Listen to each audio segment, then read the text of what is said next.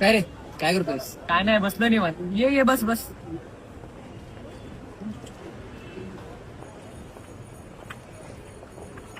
अरे कसला विचार करतोयस?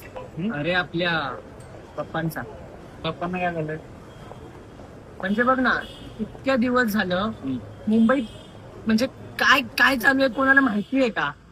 काय करतो? व्यवस्थित आहे. तुझ्या घरी पप्पा बसतात. घरी तर नाही, पण आमच्या मंडळात असतो. मंडळाचा महाराज आहे. महाराजा. अच्छा, मला सांग किती उंची असते पप्पांची? खूप मोठी, म्हणजे असते मोठी. जर समज उद्या जर उंची कमी काय उंची कधी, अरे एवढ्या वर्षाची परंपरा आहे ती. उंची काय कमी होत नाही, समजलं? हेच तर म्हणायचंय, आपली संस्कृती आणि आपली परंपरा आहे ही. अरे मग ही गोष्ट आपल्या माणसांना कसं कळत नाहीये? त्यांचं असं म्हणणं आहे की पीओपीच्या मूर्त्या आता बंद करा. काय म्हणे त्यांनी निसर्गाला हानी पोचते. ह्यांना इतक्या दिवस समजलं नाही आणि यांना आता कळतंय की निसर्गाला हानी पोचते.